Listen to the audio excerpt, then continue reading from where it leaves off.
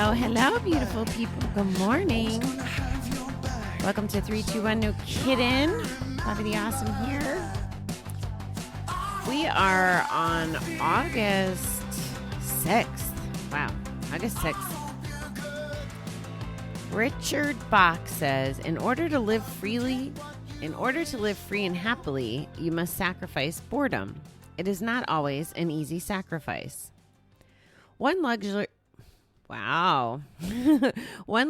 we simply cannot afford today is boredom. It is a condition which occurs when we lose sight of what's happening around us. When bored, we may invest in self-pity and dig ourselves in an emotional trench, unlit, lined in loneliness. Boredom can be toxic, and sometimes we can't think ourselves into doing anything. But we can get busy and do ourselves into thinking. While this isn't always easy at first, it gets us moving again. And as they say, when we bring the body, the mind will soon follow. The spirit follows too. Soon we are actively engaged in life again, and our attention is once more in the present. Often, simply going for a walk or washing dishes is all we need. Our bodies are designed for movement, our senses to be stimulated, our minds to seek knowledge, and our spirits to bring peace. When we get them all started, they can carry us a long way. After all, they've carried us into a joyful new life, haven't they? Today, help me grow thankful for the meaning that sober activity has given in my life. So true. Boredom is one of the biggest, I think, and obviously it's deeper than this, but if someone's bored, it's a whole lot easier to go gamble to compensate for that time. It's actually, it's, I don't want to say an excuse, but I mean, it is a reason to gamble. And it's so easy to make that transition. Oh, I'm not doing anything. I'll just play this game, or I'll just go to the casino, whatever that looks like. I would challenge you to ask how much of it is really boredom, though, or did you set yourself up to have free time? I know that was a fine line for me when I was still betting.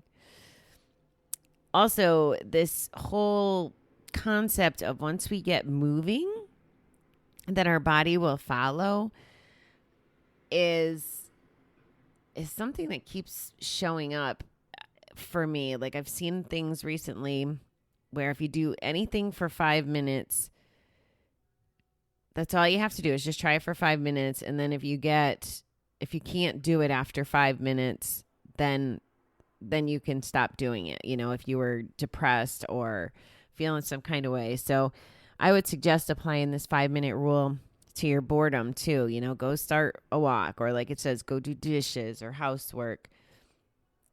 But put your body into motion so that way your mind can't win and talk you into doing things you don't really want to do.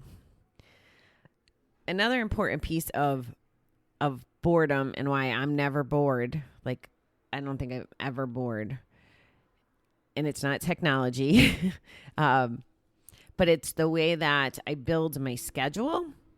I'm always double booked for the most part.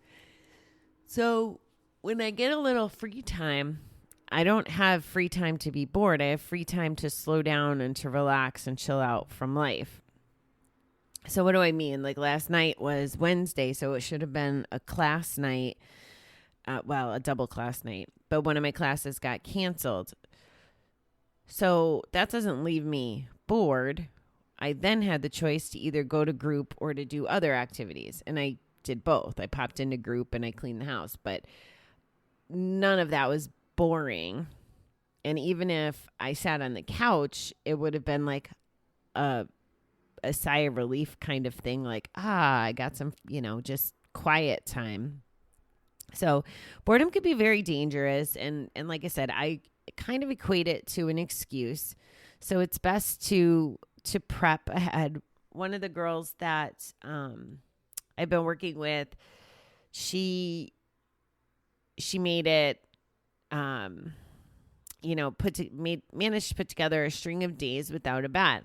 And one of the things she was doing, she's like, oh, I'm repainting and cleaning the house and that kind of stuff. So If we throw ourselves into those kinds of activities, we don't have time, air quotes, time to gamble. So think about how you can build your schedule. Is it even scheduling in calls with friends? Is it scheduling exercise? Is it scheduling reading, meditation? If you build your schedule in, playing with the kids, reading a book, whatever it is, it's hard to be bored if you do that. And I know in a COVID world, you might not be able to have access to all the activities that we once did. So I get that, but it's also an opportunity to discover new ones. Like one of my friends from the alcohol-free community was geocaching, and she had posted some pictures. Now that's something I've always wanted to do, and I just have not made time for it. And that's another thing. I don't say I'm too busy for things. I just haven't prioritized it into my life. I really would like to, and I really should actually, before the summer gets too much further away from us. So, yeah, that's the deal today, guys. Don't get bored. Our bodies are designed to move. So that's what I'm going to do. I'm going to go take a quick walk with Karen before the rest of my daily activities begin. I hope that everyone has a great day, and I'll talk to you soon.